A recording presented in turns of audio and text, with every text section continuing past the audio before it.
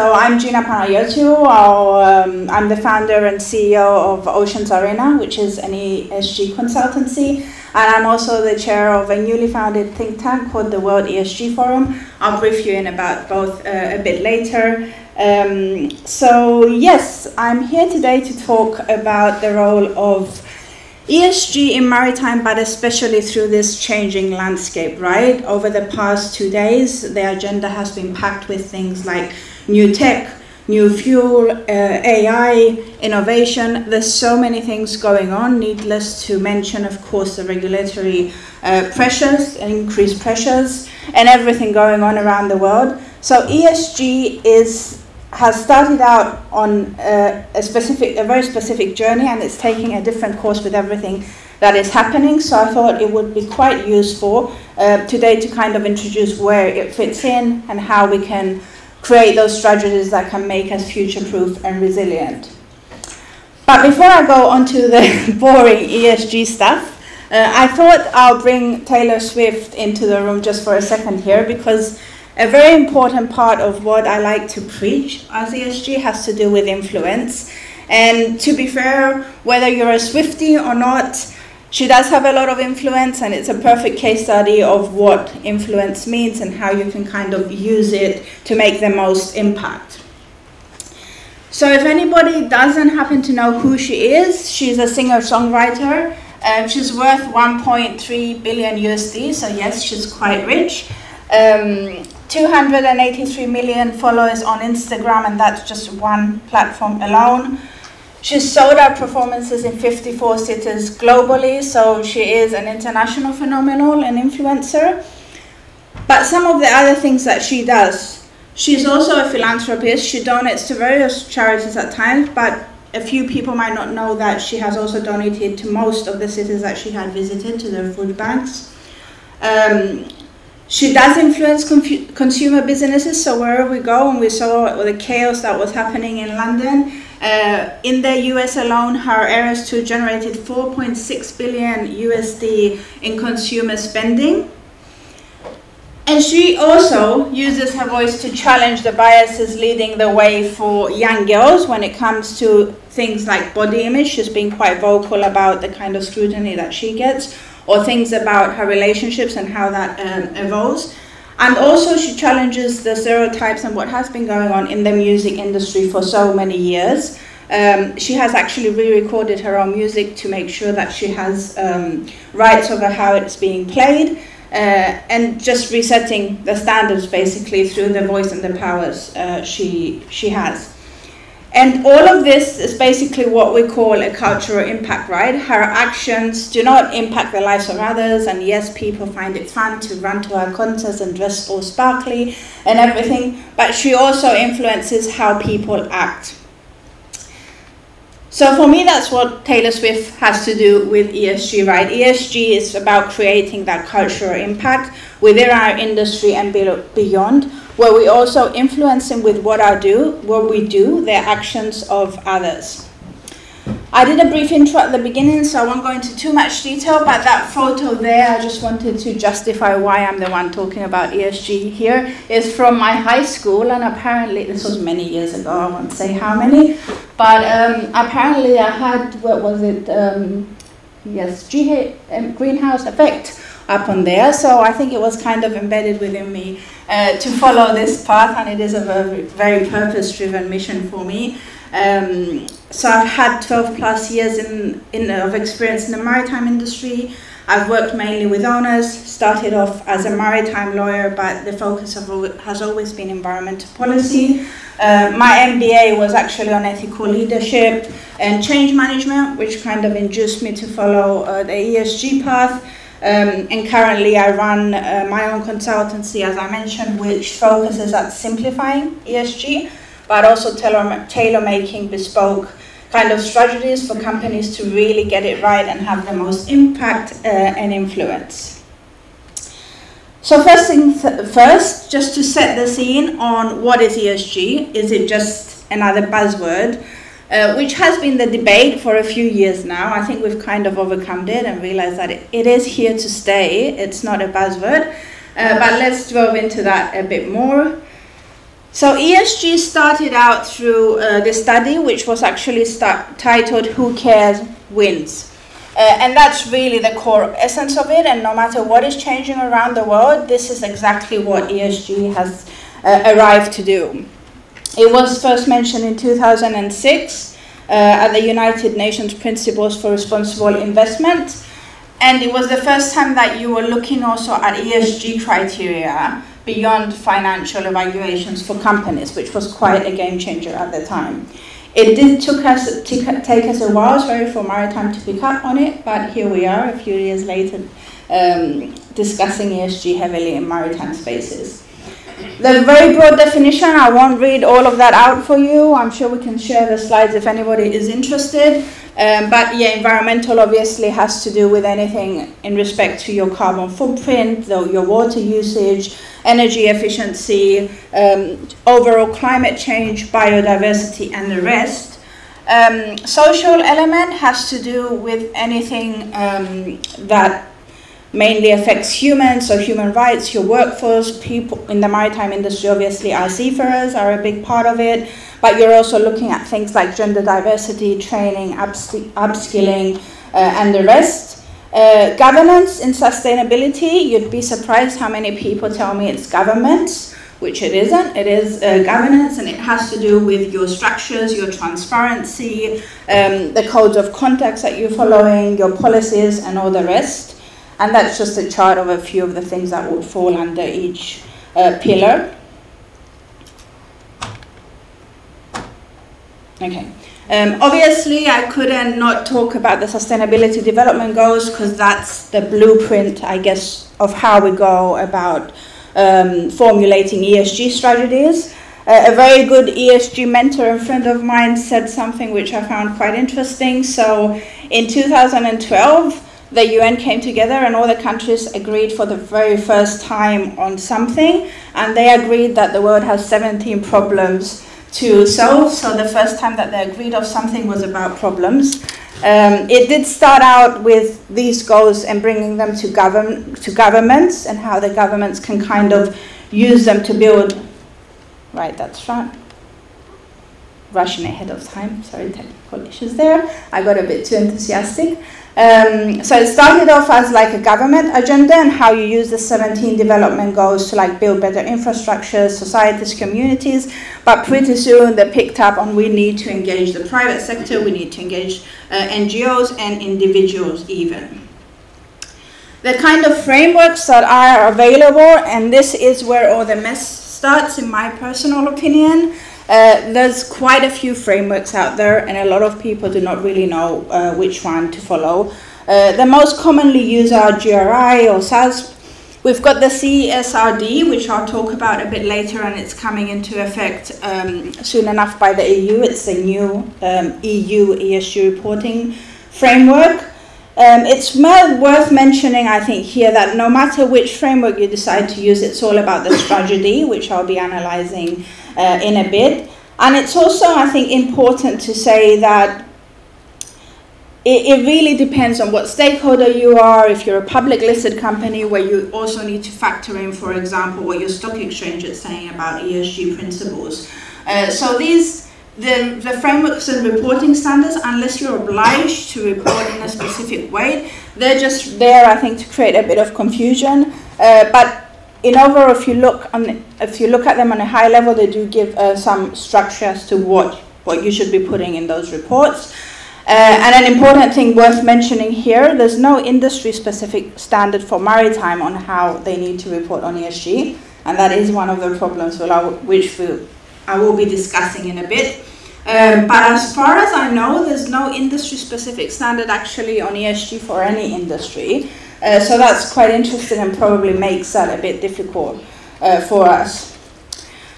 ESG regulations around the world, there's a few more since I updated this map, I must admit, but you can see that generally it's global, it's a global phenomenon. It doesn't matter if you're EU-based or in Asia, it's just we're seeing ESG standards either being adopted through international instruments, in local legislations, and the rest. This is quite a good map on different ESG instruments in one way or another around the world. On the side there, I've done the EU, the newly introduced EU ESG frameworks. There's quite a few there, the taxonomy regulation and financial reporting directive. I'm going to stand a bit on the CSRD, which I'll explain in my next slides, because that's probably the game changer when it comes to ESG strategies at the moment. But I think that gives you an idea of how the world is moving when it comes to ESG and ESG regulation. So I was asked in this presentation, and we were discussing how do we go about what we're going to cover in 40 minutes on how ESG has evolved. And I think what we need to understand here is the basis of what it's here to do. I use the Shell case a lot because I think it's quite important, and when I describe it to people, I say ESG is a redefined duty of care for directors, for companies. It's a redefined duty of care, basically of doing business responsibly, and the only way you're going to survive in the future. February 2023, Client Earth. Client Earth is an NGO which is the advocate, basically the lawyers of the earth, self-explanatory. They filed a case against Shell's board of directors. So these were personal claims against board directors for failing to move away from fossil fuels soon enough. The case had a few more aspects in it, but this was the main kind of focal point. It was the first of its kind where directors were being held personally liable for not changing and shifting the strategy of the company in a way that would ensure that it's sustainable and viable in the future.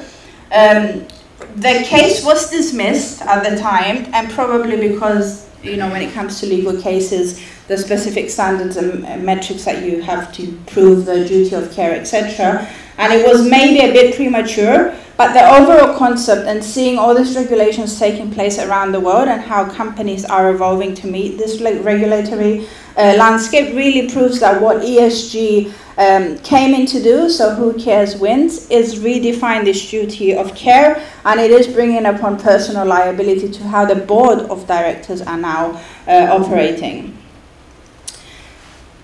Now, when it comes to compliance in maritime, I kind of separate this into four categories on why I guess we should be complying, or what the role of ESG is when it comes to compliance. And you've got obviously the tick box exercise, which a lot of people have been doing so far, and that's, what does the regulation say? How do we go about reporting it? We pick up one of the standards, we do our reports, and that's it.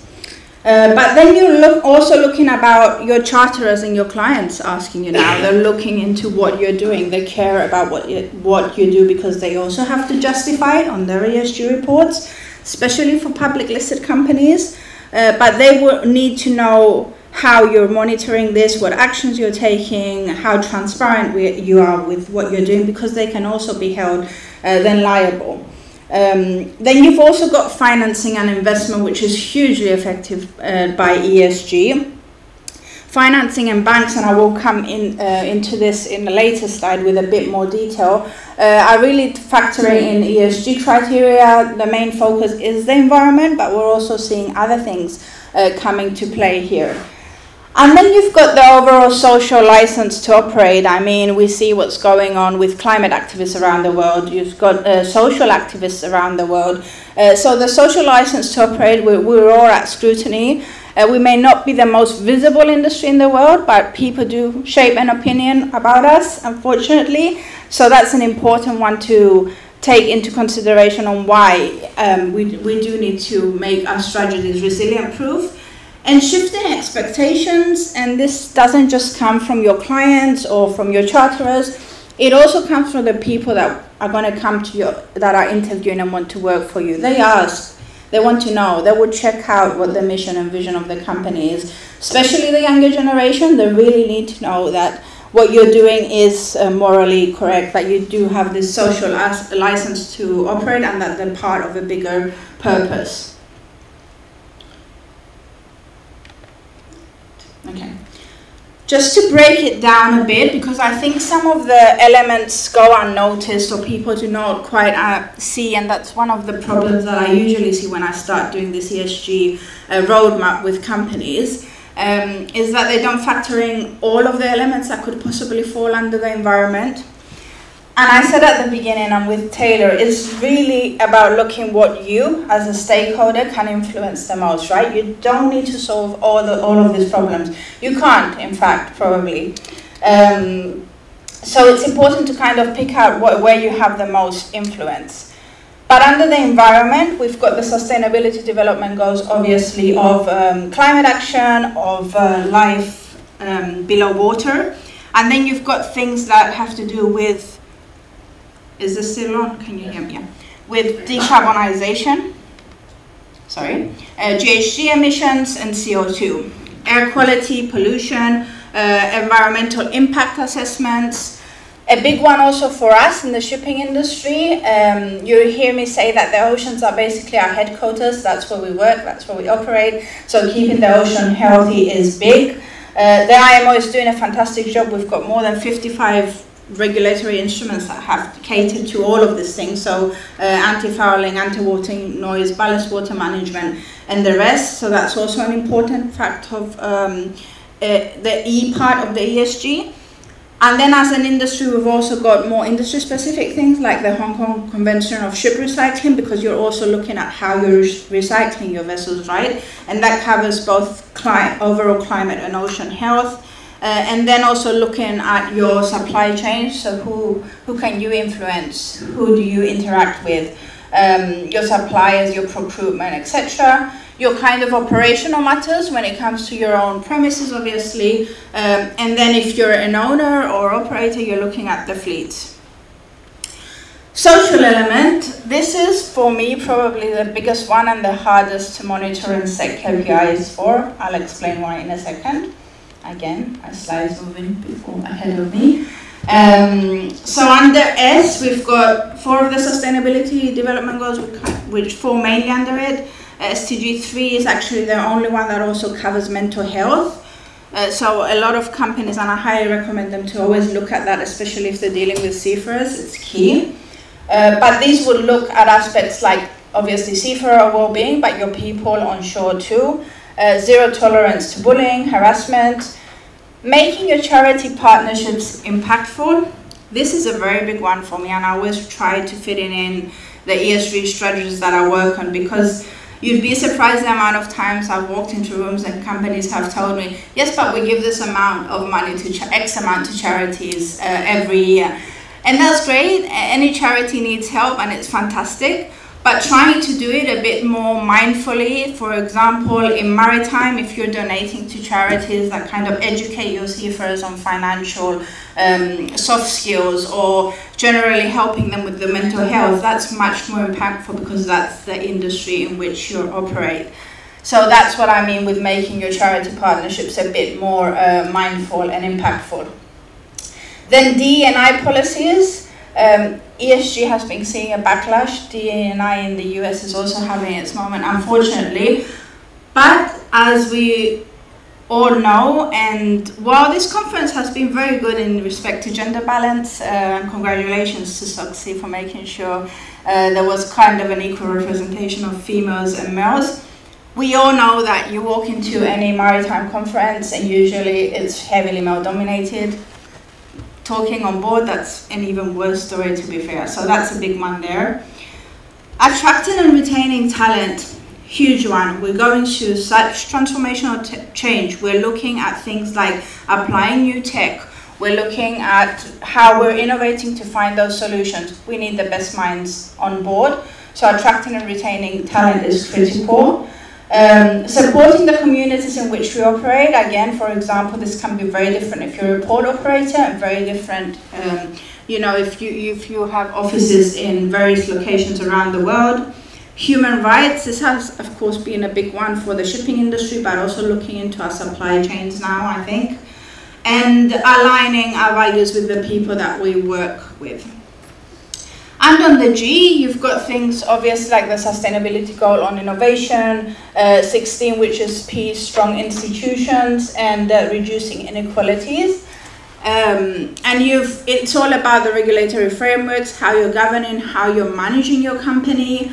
And a very important one now, and especially with the CSRD which is coming into place, is how your board understand how transparent they are, how they appreciate ESG matters.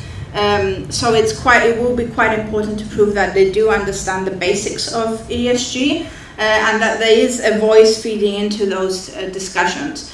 But also looking at your overall policies and how this can be, you can make sure that these are truly bulletproof, right? Even your basic policies. It was quite interesting for me to see working with some companies. Even the data protection policies, everything was in place, right? But there wasn't really the right process on how, or people didn't quite know how to go about it if something went wrong. They weren't monitoring, they weren't seeing if there was improvement in any data breaches and the rest. So all of these are quite important under the G pillar. So now why and an inability, I guess, to adopt ESG correctly? I talked about the reputational issue with which we have as an industry, and I'm quite passionate about it. But obviously that's a picture from a few years ago outside the IMO, which is absolutely terrible, and it's crazy because walking through the doors of the IMO, most of us from the sector know how much work goes into trying to regulate this industry properly and make it a better place, but people don't know. So not complying will not only lead to things like fines or reporting deficiencies, financing challenges, which I mentioned earlier, and we still need financing, of course, from banking institutions. We're a heavily capital-intensive industry, so that's key. Reputational issues and ratings. The picture, I think, speaks for itself, but as I said, climate activism, social activism, all over the world. You turn on the news, you can see it. You may be missing out on talent, for sure, if you've got nothing to say and nothing to offer them in respect of what the new generation is looking for. And then obviously things like your overall business offering. This is something I've come across more prominently recently, where even in bidding processes, you're seeing that people are looking for ESG criteria and like public tenders and government tenders. So that's a quite important one there, which you could be missing out on if your strategy isn't properly in place. So in practice, what it looks like, I did mention earlier that most of the financing loans look at the environmental aspects, but you will see their navigator, for example, also linked one of the loans with gender equality, which was quite interesting. You're seeing personal liabilities, as I mentioned, for ship owners, for example, when it comes to scrapping the vessels. So things are changing. Amsterdam, for example, banned cruise ships visitors to curb pollution. So around the world, people are having a stronger opinion on how we operate, and that social license to operate is becoming increasingly more difficult to achieve. Now, on to the challenges. When it comes to the environment, I say that our biggest challenge is probably what also makes us the most influential game changer when it comes to ESG. And that's the diversity of our fleets. I mean, we could all sit together for a few days and we couldn't possibly count how many types of vessels are out there in the oceans. And that's quite different from the car industry, for an automobile industry, and it's different from the aircraft in aviation. So that creates a big challenge for us because it's very difficult to pinpoint and customize and have, a unified approach to how we go about this. We also have very complex supply chains because of the way and patterns in which we operate. It's not a very predictable industry. There's also a lack of incentives still. I mean, some governments are doing great, and I know the IMO is working towards incentivizing people who are trailblazers or first movers. So that's a key one, but at the moment it is a challenge. Talking to ship owners, that's the first thing they will tell me. They will say, okay, maybe I want to take the risk and test this new tech, but if my insurance cover is going to go up because it is nevertheless a new risk, how do I navigate that? And truth be told, I don't know the answer, and I'm hoping that the industry needs to work collectively to kind of find those solutions. On a social level, we know there's a lack of a level playing field. Global South, Global North, and the rest. it's a big issue there on how we kind of make sure that ESG internationally has a set standard, and that's a big challenge because the priorities are very different in each region. Setting measurable targets under the social pillar, for example, I know people can kind of, you know, assess how happy the seafarers are, and there is the Seafarer Happiness Index, which is fantastic and doing a great job. But how do you really know, you know, how happy your people are, and how do you measure the impact of the changes you have made to the next year? So there's challenges there on setting your KPIs for sure. Governance, when it comes to achieving transparency, probably this isn't, you know, something you've never heard before, but our data and the way we interact with our data is a big problem because there's a lack of accuracy, we're not so transparent, there's too many routes that we have to go down, so that's achieving transparency is quite a big challenge. And as I mentioned, of course, the data part. And then there is, you know, this lack of an industry-specific standard, which creates a bit of a hazard because people cannot quite grasp how many things can fall under your ESG strategy, but also a big lack of prioritizing and the expertise required in this respect. And what I mean by that, again, comes back to where you have the most impact, where you can make the most difference, I guess. This is just a general overview of the IMO regulations that we kind of have to comply with as an industry. I said I will come back to CSRD. So this is a Corporate Sustainability Reporting Directive. It's a new EU ESG reporting guidance. I personally feel it's going to be a game changer for the industry because it extends to companies beyond the EU. So even if you're not an EU entity, you will kind of might fall into how you report about it, because you may have offices in other places, or you may be supplying or receiving supplies from EU entities. It's going to affect 50,000 entities. As I mentioned, 2029 onwards goes beyond EU borders. Here you'll be reporting on the usual stuff. So what are you doing under the E, the S, the G pillar? But the very interesting one here, and the big game changer, is of course the double materiality. And what this means, you're no longer just looking at, you know, what am I doing as a company, but also as a company, will I be sustainable in the future with the kind of scope of influence and what I do as a business. Which brings us back to the showcase and the redefined duty of care. So you now will actually have to be reporting on, as a business, am I making sure that I'm a sustainable business for the future?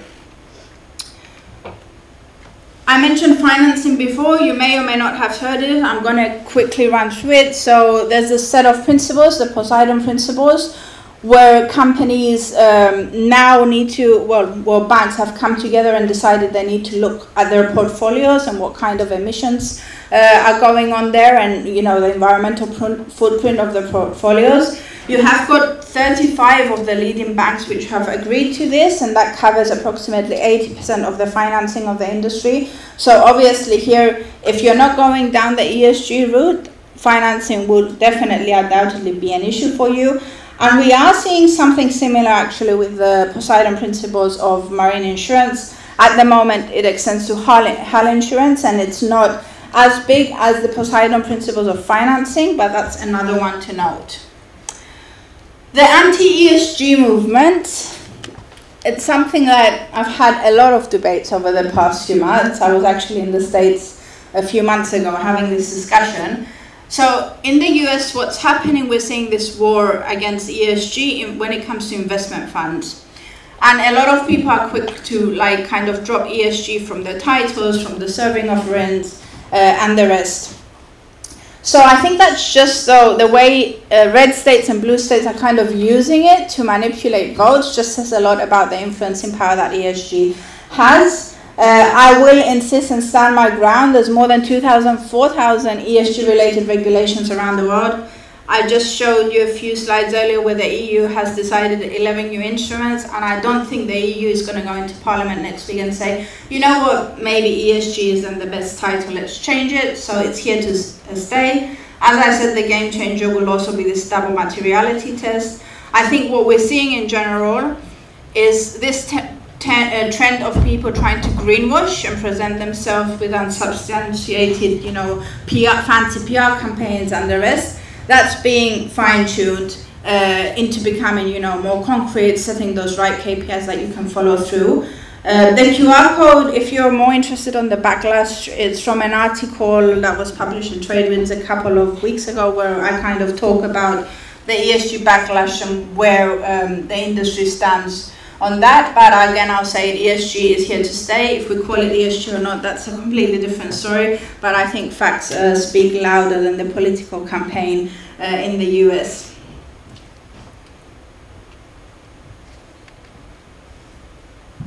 Okay. So yeah, I guess the million-dollar question, how do we get ESG strategies right? Coming back to Taylor again, it's about really determining who are your stakeholders, where do I have the most influence, and what can I do about it.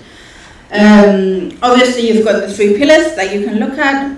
These are the kind of high-level things, or a cheat sheet, if you want, on what you need to be factoring in there. So you've got obviously your operational impact, supply chain, fleet decarbonization, improving efficiencies. I mentioned the social elements, your employees, your talent, gender diversity, and the rest, and your charity partnerships, and then obviously governance, leadership, policies.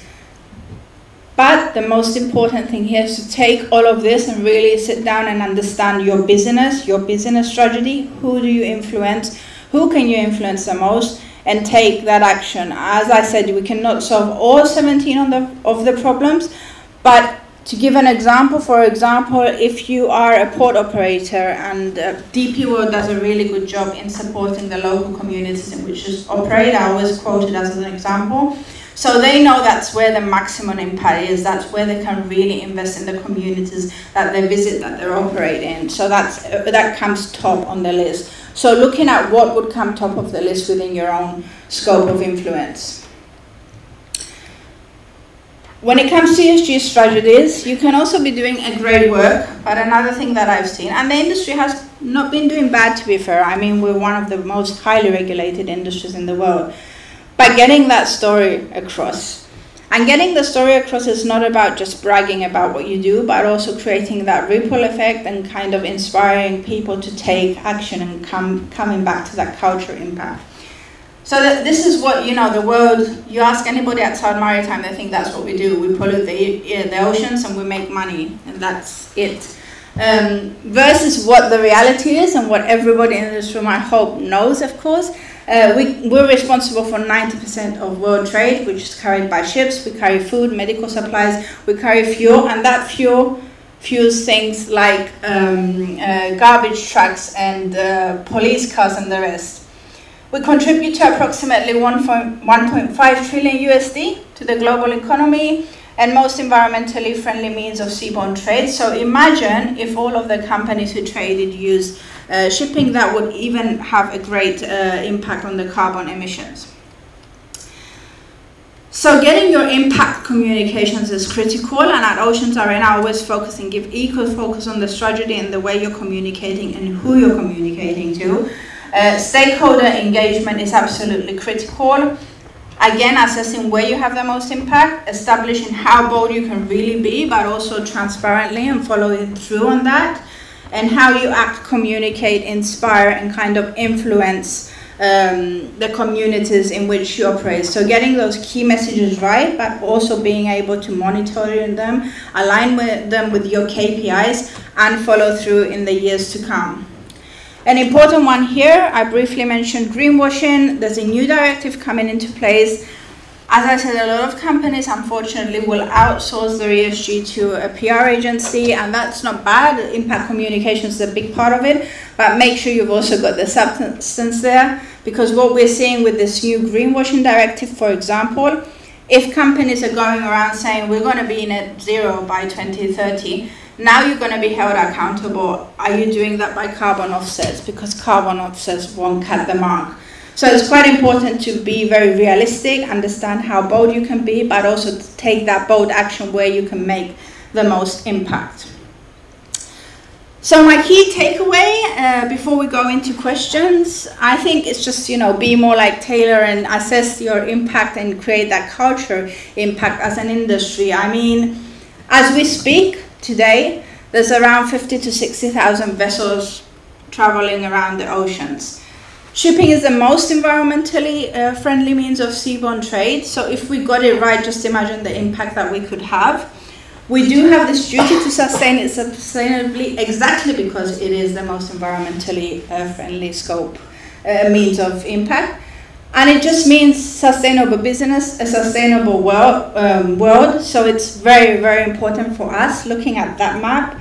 That was my wow moment where I entered the industry as a maritime lawyer and joined the ship owner. And they showed me that and I realized what impact we have in the world. So getting it right is absolutely fundamental to create that culture impact and for us to not only have a big role to play in this change and evolution that's happening, but also inspire others to take action.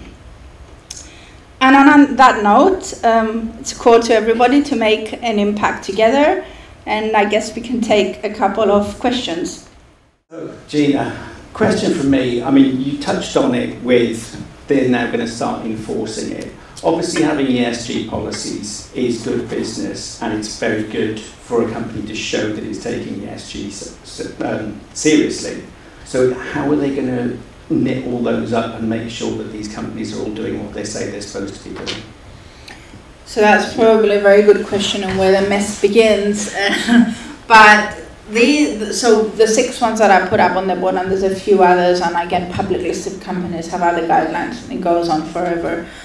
These are frameworks of how you can do your ESG reporting and what kind of strategy you can set. Who's going to be monitoring this? So the CSRD, which I believe is going to be a real game changer for the industry. From an EU perspective, this will be monitored from an EU side, so they would need to know not only what you're doing as a business, are you following through, are you transparent, is your business then sustainable? So the EU will be monitoring that, and as I said, it doesn't just cover EU companies. As of 2029, it also extends to say if you've got headquarters in other companies. So a lot of companies will fall under that. Then from there on, it really depends on the industries. I mean, the IMO regulations that we have, it's just individually monitoring. Nobody will actually sit and say, is this company, if it falls outside the scope of CSRD, unless there's another national regulation in place. So I know, for example, the US have their own regulations, Saudi has their own regulations, so then it goes to more national level. Yeah, Gina, thank you very much. I think it's probably something that we'll address maybe later as well when it comes to environmental regulations. While fully understanding the importance of ESG regulations, is it a concern that we are going to have, like we have with the environmental regulations, local ESG requirements, not an aligned approach globally, when we understand shipping is a global business? Well, 100%. I mean, you answered it. Shipping is a global business. We need global regulations and we need unified ones and ones that can be applicable throughout the world because it's not a level playing field and we operate globally. I think that's why I stress a lot. It's quite important, given that there's no industry-specific one that caters to things like your seafarer well-being or specifically ocean health when it comes to shipping.